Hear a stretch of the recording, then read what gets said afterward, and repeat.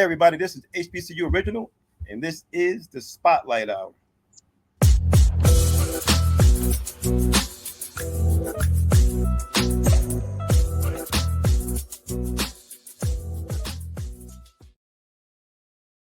And today's show is sponsored by no other.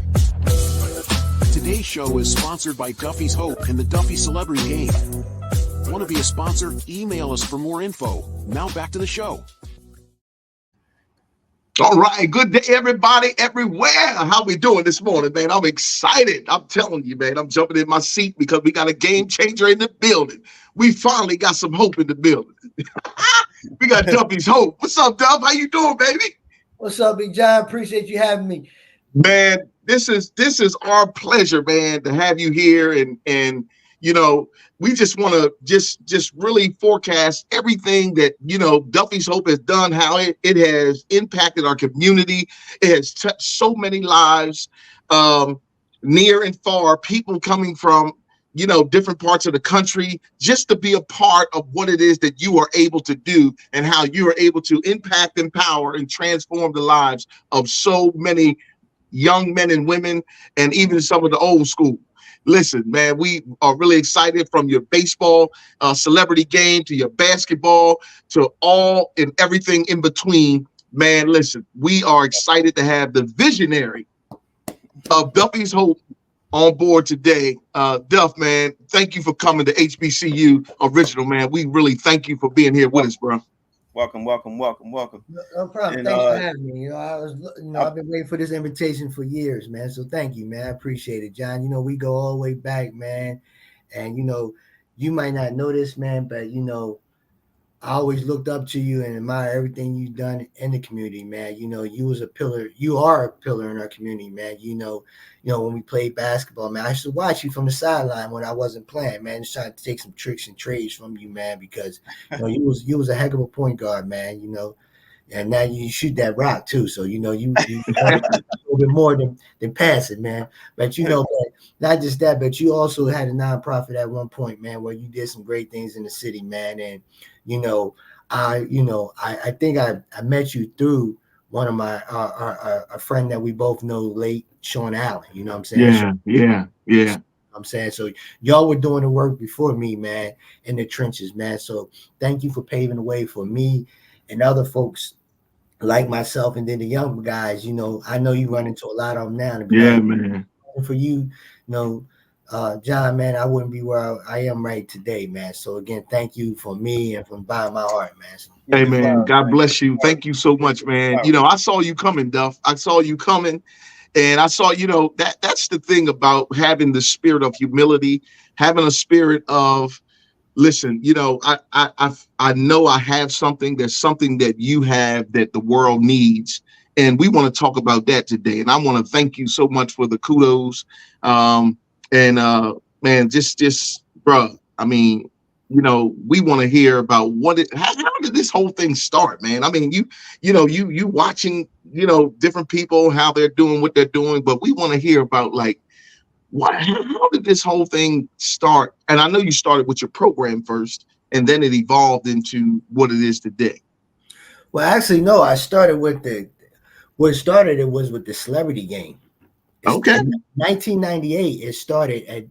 Matter of fact, that year, 1998, I think it was in the spring of, I want to say the spring of 1998, I was a friend of mine, Jamal Perkins, they call me SWAT. Oh, perfect. He attends, you know, talking about HBCUs, he attends Dale State, and he invites me down.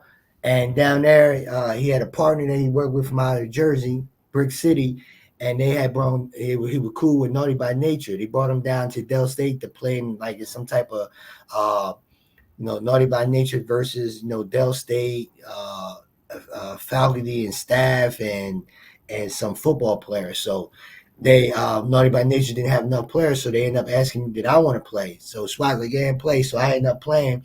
And from there, man, we talked about, hey, this is nice, man. He said they do this in different places. I said, okay, well, maybe I try this up in Wilmington. So we worked it out.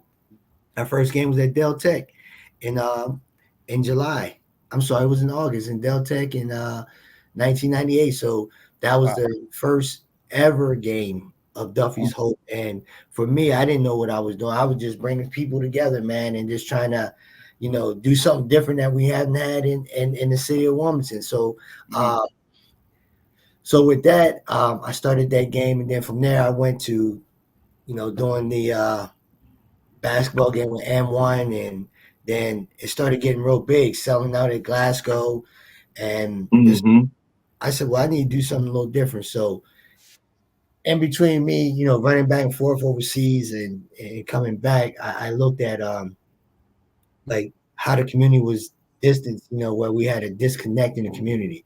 So I wanted to go back and reach back and help some of these young people, because I looked at Storm and Norman, right, when he had the classic. Yeah. It started off playing basketball, but then it started off learning, doing workshops and stuff, learning life skills, learning how to do decision making, and also preparing for the future. So from that, I feel like, Storm and Coach Lee, Coach Heyman, it was a lot of Rashid Mustafa, Muhammad Salam, a lot of people who was in our community that really helped us out, man, that really, Judge Farnan, who really, said, listen, it's bigger than the game of basketball. So it's about life. So that's when I wanted to start figuring out, coming home, working with young people. I started like 4 or 5, doing stuff once a month, man. And once you had the celebrity game, that was like the carrot. They dangle people in to tell you what Duffy Hope is. You know what I'm saying? We started off as Duffy Production, Duffy Foundation.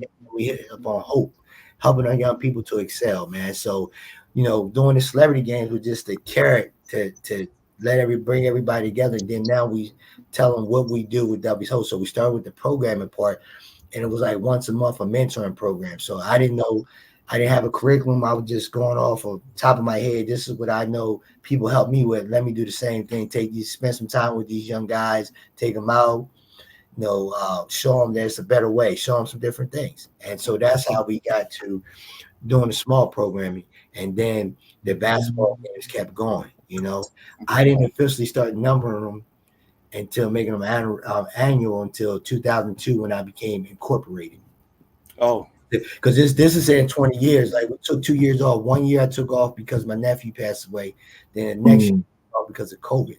So it's really supposed to be 22 years plus. Because if you say 1998, that's another 25 years. Yeah. So right. So now it is. So it's been this has been a great journey for us.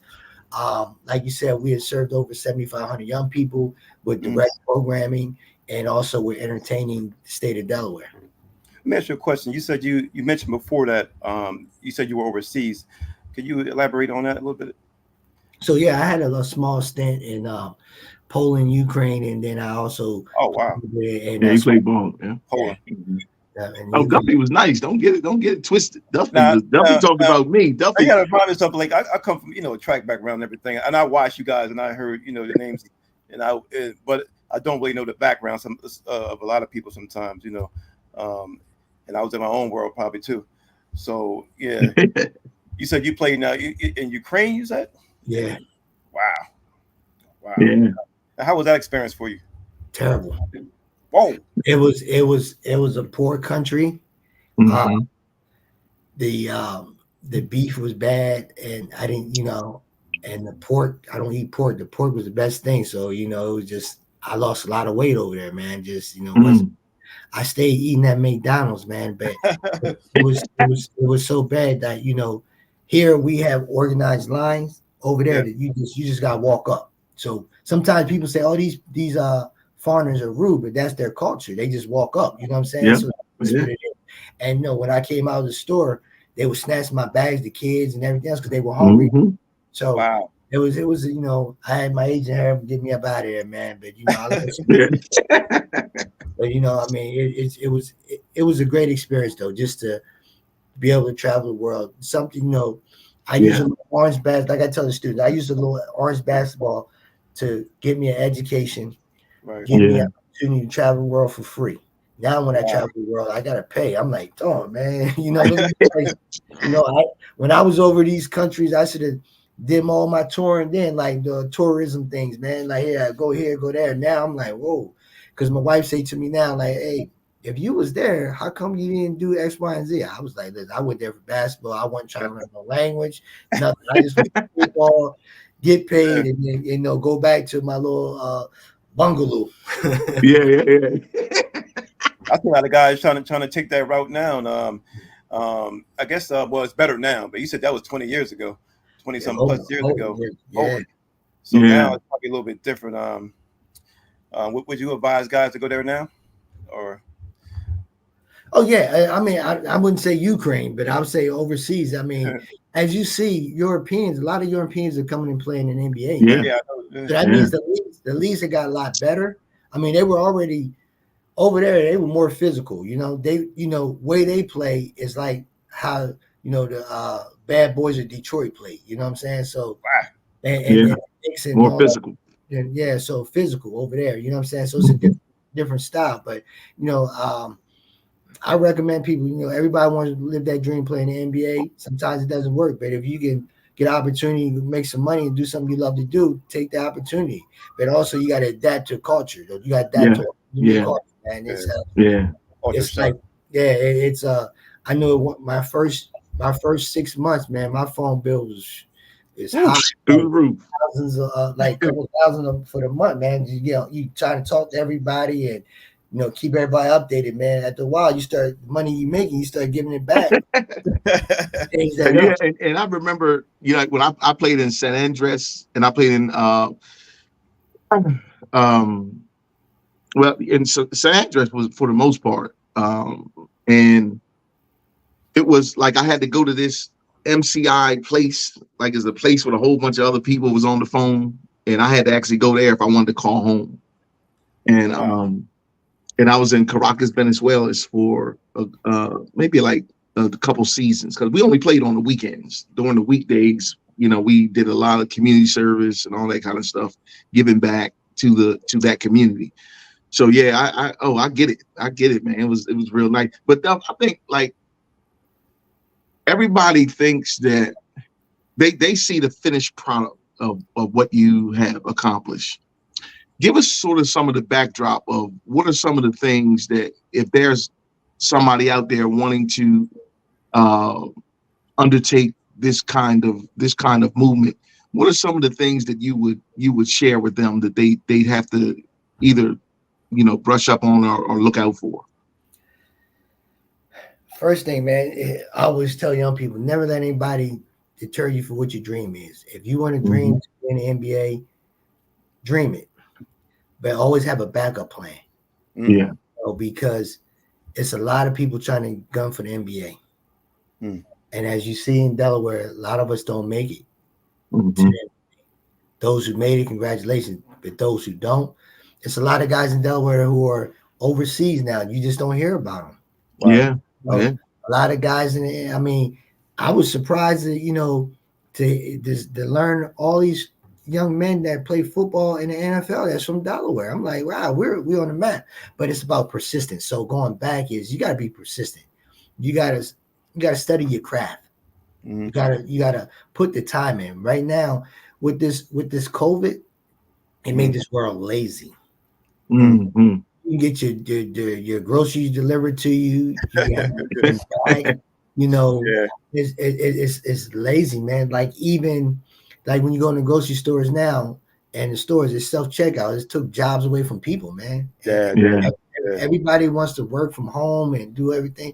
I'm not knocking what you do, working from home. That's what I just couldn't do it. I got to be out and about. Exactly. But going back to the initial question, man, is that it's trials and tribulations, man. It's times where even being told you're never going to graduate because you wasn't smart enough, you from the east side, nobody, y'all dumb athletes, you just athletes, you're not student athletes, and you prove people wrong. I remember playing in the All-Star game on South Bridge in the Storming Classic, and I ended up winning MVP over a lot of great players. And I had a 6 foot tall trophy, and I started trying to walk that back from South Bridge to the east side. And I remember the coach from Mount Pleasant gave me a ride in his truck. And said, what you gonna do next year? I said, well, I want to plan on, this upcoming year, I'm gonna do my best. I know Wichita State was looking at me. He said, brother, you're never gonna play in the Division One. I was like, wow. He told me. The coach wasn't. I'm not gonna say his name. Don't say it. Man. I didn't We'll know. keep things anonymous. Yeah. So I said, okay. And then I remember they would say, well, you never graduate. So I proved them wrong, man. And that's the determination. Like graduating from high school is the first thing, right? Mm-hmm. And being able to play a Division I basketball and on scholarship, right? Mm-hmm. That was one thing. Because listen, and a lot of people don't know this. Leaving Glasgow, I didn't have the SAT scores or the grades. Mm-hmm. Stuff my sophomore year, my junior, senior, I picked it up. But when whatever you do in the beginning, it messes you up in the future. So you always got to remember that all the way around. Mm-hmm. Some come back to bite you in the butt. But Hagerstown Junior College, right? My backcourt partner Shahi went there. He was a senior. I was a junior. Hit my senior year, he was a freshman down there. He was killing them.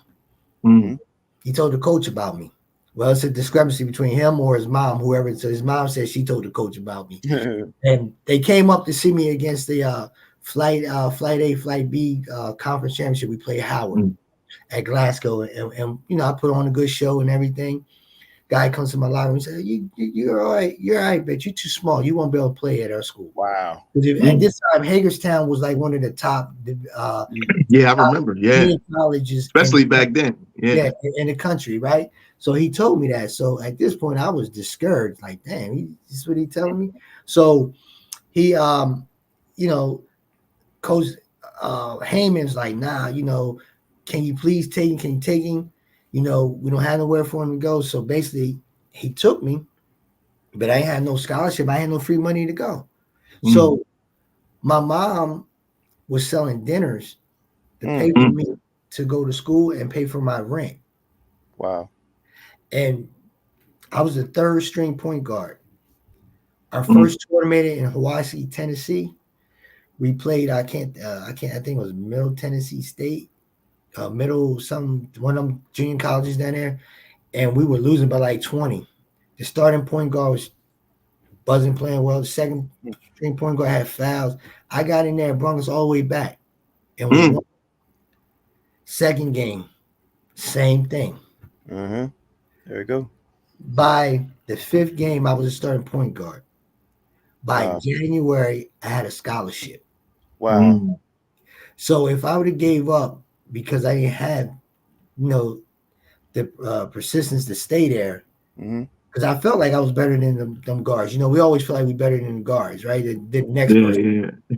And so it worked out for me. And the coach apologized to Coach Heyman, and to my mom, I underestimated him. And, me and this coach became the best of friends. He just passed away a couple years ago. And he was like a father figure. And he always showed us, what we need to do to go over adversity, man. You have to stay consistent. You can't give up on it. You can't give up on your dreams. And, it ain't the setback, it's the get back, Get back. It's now transforming that into my organization. It was a time where I was going to shut down in 2005 because I felt like I wasn't getting any funding. The funding I was getting was going to get cut. I'm telling the parents and the kids are crying like, nah, Mr. Duffy, you can't do that. And I just feel like, I'm letting these kids down, man. They believe in me. They trust me to work with me 3-4 years. Now I'm going to give up on them because of not having no funding and not really going out there and selling the program. Wow. Yeah. So I had to, take a step back and refocus, man. So like I was just telling somebody the other day, one of my staff members, it's like the basketball. When you're a coach, you got to call timeout. If this play ain't working, you got to call timeout and try to design another play it different. So that's what I had to do, call timeout, regroup, figure out what play and strategy I'm going to do to try to get the next bucket. And so the fortunate thing is it worked out for us. So, I'm just all about motivating our young people, man, and telling them, hey, believe in yourself, man. That's powerful. Believe in yourself, because sometimes no one believes in them. Yeah. Because a lot of times you always say a lot of kids come in hopeless, and we make them hopeful. Yeah. That's good stuff, man. And our kids need that. They need that motivation, that empowerment, and as much as we can give them, man, they just need it. And then they need examples. And so there's no greater example than someone that has really, worked out all the things that they needed to in order to manifest something such as the Duffy's Hope. And it's really, really a great example of what is possible if you truly believe in your dreams. Yeah. And I'm glad that you didn't allow that that possibility blindness. Yeah. Because some people have that possibility blindness because if they can't see it for themselves, they can't see it for you. Yeah. And so people are giving you that. We're quick to assign a challenge to something when we haven't even vetted it out. We haven't even done anything because maybe we didn't have the blueprint to follow, or someone that sort of had went before us and sort of worked it out that we could sort of jump off their shoulders. And so many young people today, you have taken that away from them because you have done it. And so, as a result of that they can now see the possibility of them doing it. And so that's such a great thing. Duffy, I wanted to ask you a question around what is the one thing, I know us as athletes, there's always one thing that we have a dominant ability to do something great. You know what I mean? Like, Tim Hardaway had a crossover. That was his bread and butter. Different people have different things that really stand out. What is the one thing that has really caused you to do the things that you have been able to accomplish with Duffy's Hope? Being a leader. They call me the floor general.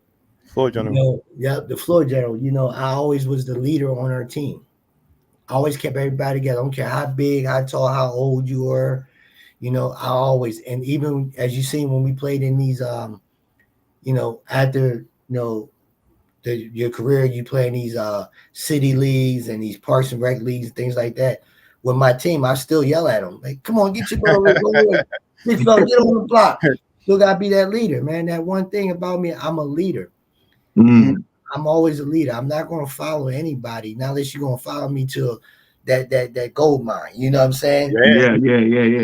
That we always gotta, like you said, we look at other people. So so you always gonna look at somebody and try to figure out how they're gonna guide you to that right way. And that's with me. So a lot of guys say,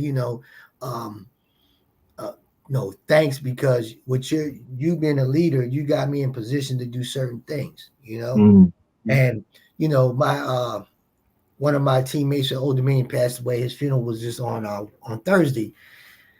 And the guys were talking. We were sitting around talking. They was like, man, we didn't like you, Doug, when you first transferred in to Old Dominion, man. We was like, the point guard was like, man, you coming in, you taking my spot. But actually, man, I was a starting point guard, but I felt better coming off. Like the coaches said, I think you'll be better coming off the bench because you give us that spark.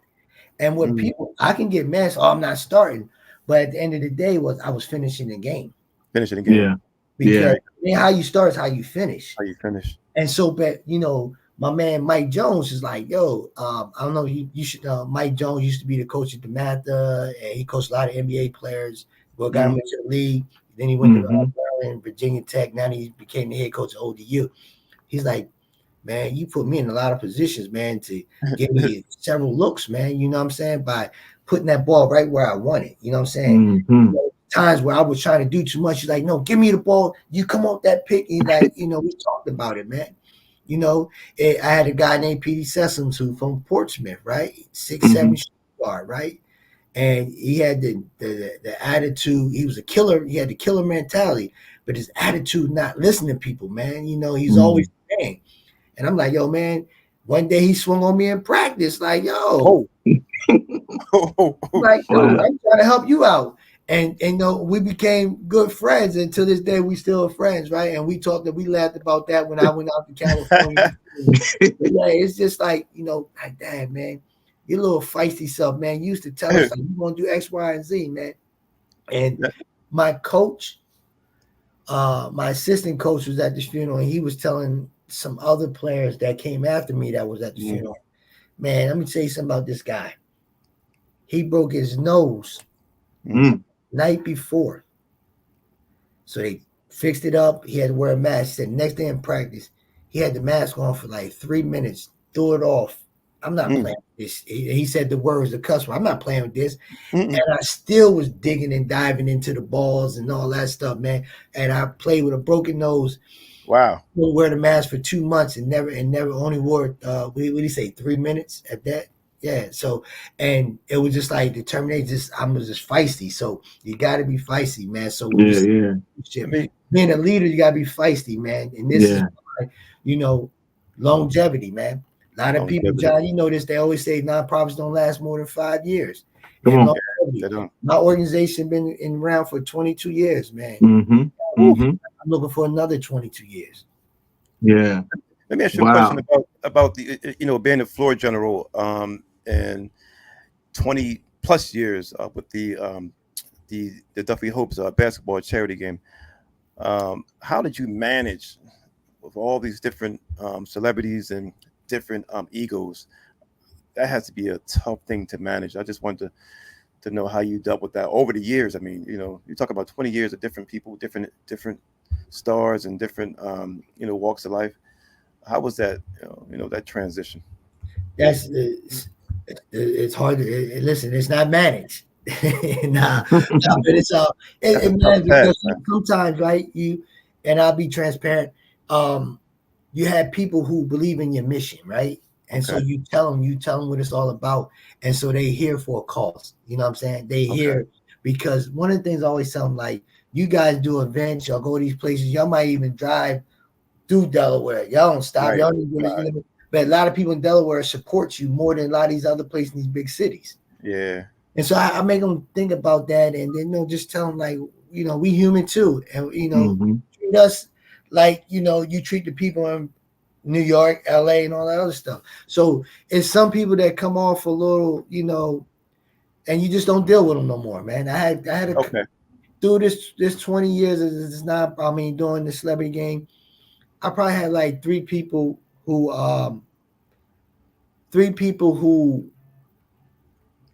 I say that rubbed me the wrong way and really, I would say, never bring back. And one we just recently, my publicist ended up seeing that person and we had a discussion, and they knew I was coming from. They understood. So they understood it, and they were a little exhausted because traveling from LA to here and doing all the. And if I'm talking to your manager and I'm telling your manager this is what we want you to do, and then you come here and you don't do it, then that's something different, Yeah, those things are. A lot of people don't understand how consequential those sort of details are. You know what I mean? Because you're expecting someone to just sort of follow through on what it is that they've been requested to do. So that's pretty cool, man. And I love the fact that these are the skills and everything that we learned as athletes are so transferable into our real life, and how we are able to build up, people on and off the court, because they are universal principles that work anywhere. If you work them. And so that's awesome to hear, those things that you have, that you've been able to do.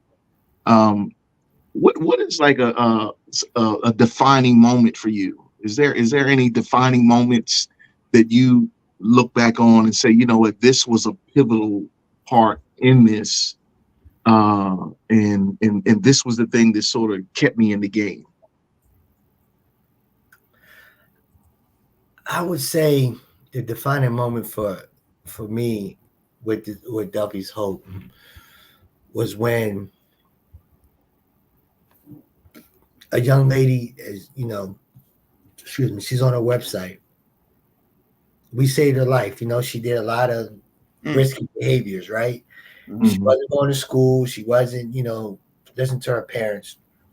So she actually gave me opportunity to work with her, got her into school. And, she was like in the 7th grade. And they skipped her to the 8th grade. And then because of her grades, it wasn't because of her age, it was because of her knowledge. She was very smart. She ended up going to Brandywine High School, playing a little basketball.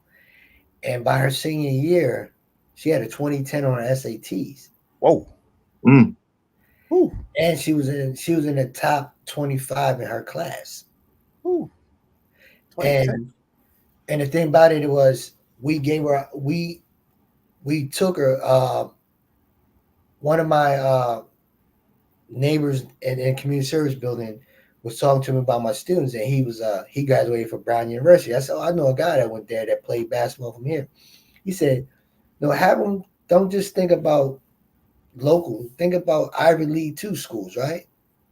So so we took on a trip there to visit, and she liked it. They loved her. She fed her, she met everything. The only thing stopped her from getting in is because she had a felony. Wow. A felony, but we got it expunged, but it wasn't expunged in time. Oh, wow. So okay. We actually had I got invited because we were the beneficiary of a golf tournament. And I said, steady, don't let people listen to me. Let's hear her story. So I let her speak. She told her story about just opening up everything from the risky behaviors, is having sex at the age of 12, all this other stuff, to all these people in this, and all these folks didn't look like us, right? And wasn't a dry eye in there, man. Wow. How much she praised the organization and Mr. Duffy for what he has done to save my life. And where would she be?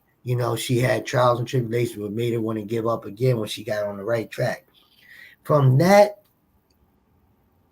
she got a full ride to go to University of Delaware. Wow. That's remarkable. Yo, so that Monday, that's I got a call from the president's office saying to give him a call back at the time at UD. Call. He said, listen, I don't know what it's going to take, but I'm going to put my money where my mouth is. I want that young lady at my university. Wow. She ain't going to have to pay for nothing. Books, room, tuition. Wow. Got her in. And that's on your website? Yeah. What's the young lady? You mind mentioning her name or? Yeah, Diamond. Diamond. For those, what I think I heard you talk about that before somewhere. It was somewhere I heard you. Yeah, that was on the. I heard it actually on one of your Instagram posts. I believe it was. You mentioned that. Now she graduated some years ago. She got her master's from Wilmington University. She ain't had to pay for that. Wow. And now she's working, but now we're actually gonna get her in law school. I think because she wants to be a lawyer. Praise God. Wow. Get into law school. So congratulations, Diamond. If you listen to this, congratulations, baby. That's the defining moment of Duffy's Hope that says, what you're doing is very impactful. Yes. When she tells the story for you, what Duffy Hope has done. And then other impactful things is when every June, I get to go to these graduations and see these kids graduate from high school. Oh yeah. Remember I said earlier, they come in hopeless and they come hopeful. They come in, don't see issues failing, and just to see the progress these students have, and see them walk across the stage. So number defining moments for me, man. Wow, that's awesome. For those who listen out there from the HBCU family, if you feel discouraged, you hear what he's saying to you. There's always hope. There's a road to get to where you need to. And for your defining moment. So definitely people look out for his organization, which is Duffy Hope.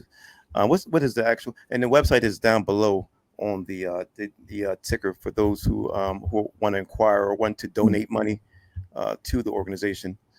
But we definitely want to donate, please donate. We need donations. And donate. What's the website again for? It's Duffy's Hope Inc.org. Inc.org. All right. Go ahead for the donations. We have a donation button on there. Just click it. Yeah, I just put it up somewhere. I'll just see. I'm trying to put it up now. For those, we want to get also before our time runs out, we want to talk about the actual event coming up. I'm gonna jump back in. The event is, I believe it's August the 3rd. August the 3rd is going down. Yes. And if you want to talk about who's going to be there and who's coming to the event. Whew, let's see, man. This is a 20-year anniversary, man. So this is 20 years of celebrating entertainment in the city, and not just the city, but the state of Delaware, man. It's like you said, August 3rd, the 76ers Fieldhouse. Let me say it right. The 76ers Chase Fieldhouse in Wilmington, Delaware. We're gonna kick it off with a high school all-star game. We didn't talk about that, but Duffy's Hope have a summer league basketball. I took over when Storm and Norman let it go. With this, we're 22 years in on that. High school. I didn't know you had a high school all-star game there. No, we have a high school basketball league that we do from June to August. We used to do boys and girls. Now we just do the boys. I'm gonna probably go back to the girls in next year as well. And this is an opportunity for the kids that are in the basketball league to get opportunity to make the all-star game. And now they play at the Chase Fieldhouse. Some of these kids might not get the opportunity to play there. So it gives them exposure right before the celebrity game. And the main event starts at 6:30, man.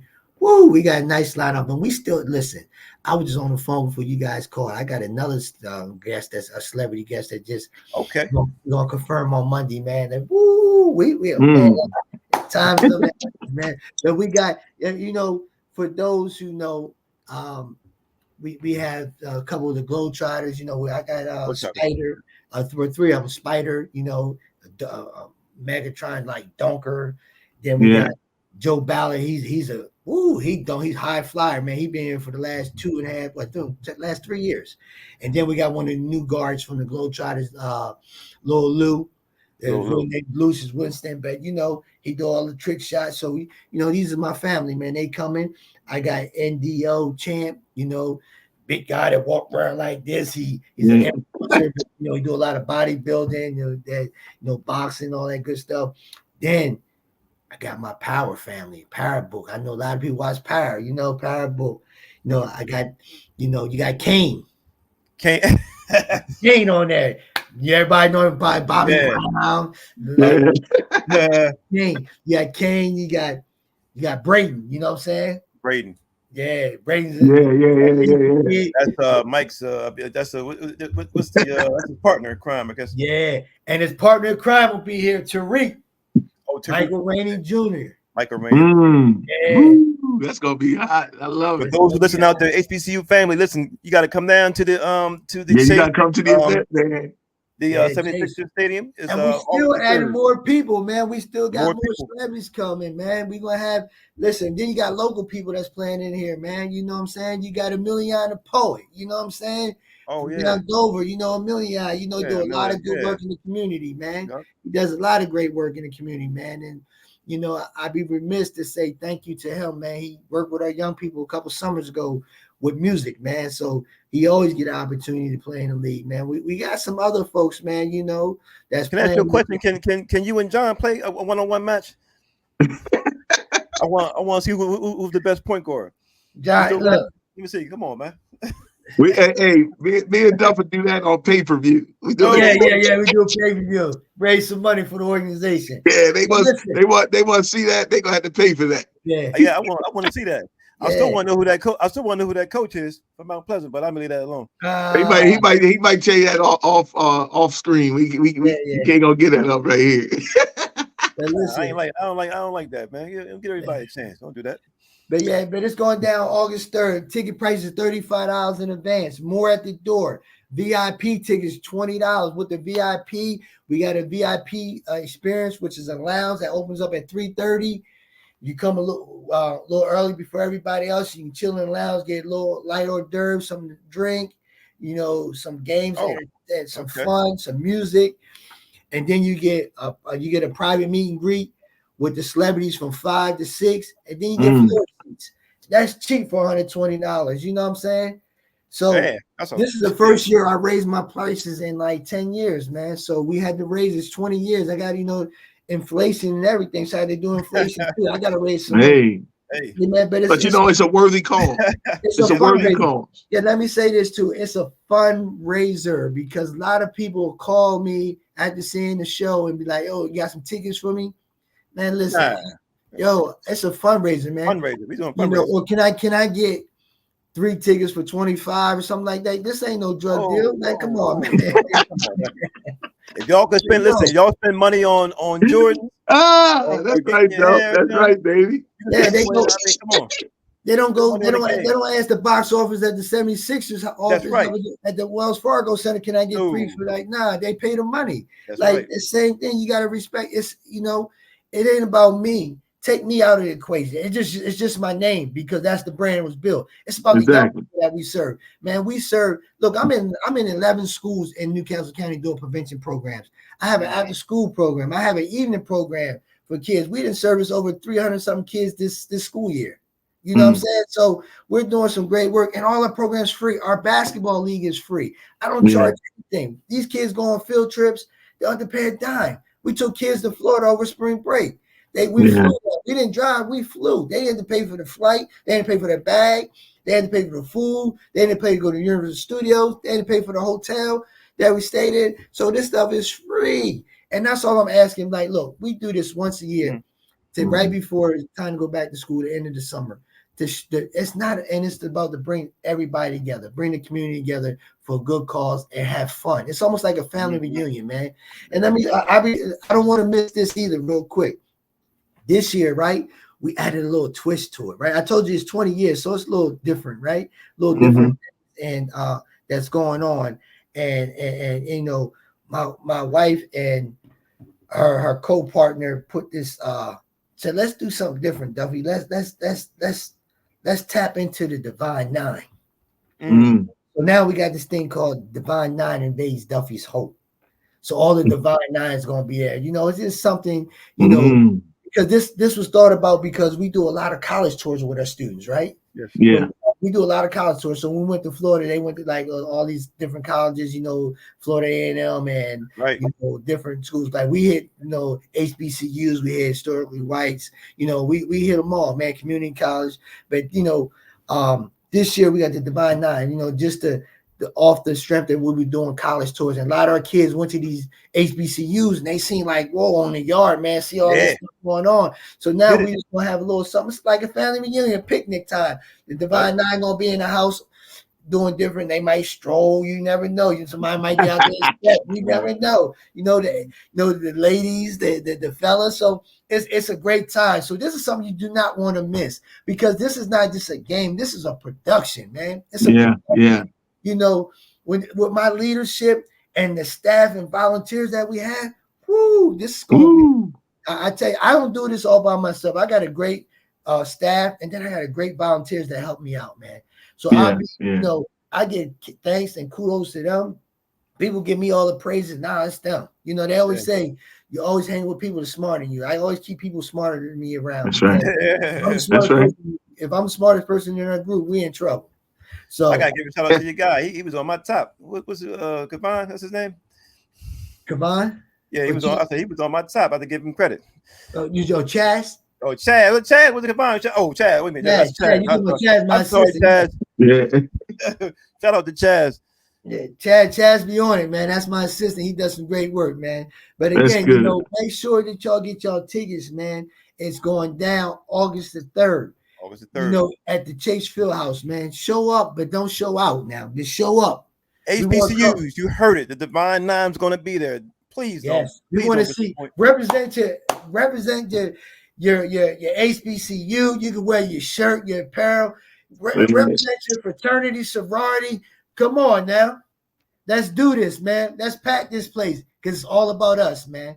And we, if we don't help each other, who gonna help us? Exactly. And you know what, Duff? It all for me. You said earlier, it always did feel like a family reunion.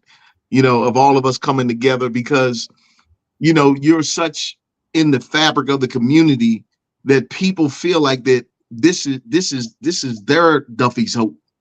You know what I mean? It's just really not about you. It's been not taken away from you, but they have taken it upon themselves that this is a part of our thing, our family reunion. And I love the way you really celebrate your team, people that actually work alongside of you. I've heard you share that in detail before. So man, I give you kudos for that, because sometimes they are some of the unsung heroes that work so hard in the background. So I thank you for that. That's beautiful. Thank you, man. Appreciate it, man. HBCU, once again, HBCU. please come out. This will be August the 3rd. It's a Saturday. You ain't got nothing to do anyway. All right. Come on out. Support Duffy's Hope celebrity basketball game. He got a lot of stars coming out. Listen, the ones who watch Power, I know you want to see your favorite stars. Come on out. All right. All right. Take us out.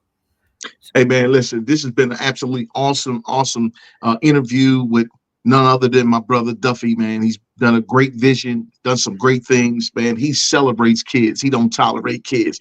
He celebrates them and their families. One of the things that we champion here at HBCU community, one of our favorite quotes, we like to say that children are a message and a gift that we send to a time we may never see.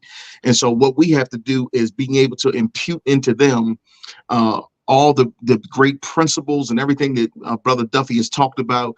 And so as long as we continue staying on that path, we'll be all right. So I'm hoping that you draw some inspiration from this interview as you begin to see these things, and have a pen and a paper ready, because there's some things that Duffy has said that you might need to write down that can encourage you to take that next step toward your own business. My man, Duff, thank you so much, man. We appreciate you for your time and all that you have done in the community. And we thank you, brother, here at HBCU Originals. Thank you, brother. No, thanks for having me. I appreciate it. Thank you for taking time out and invite me and let me use your platform to, talk about Duffy's Hope as a whole, and then also this wonderful fundraiser on August the 3rd. For those who want to support or listening viewers and watchers, please donate to the HBCU Original cause. Help out our broadcast to continue to get out quality info to the viewers.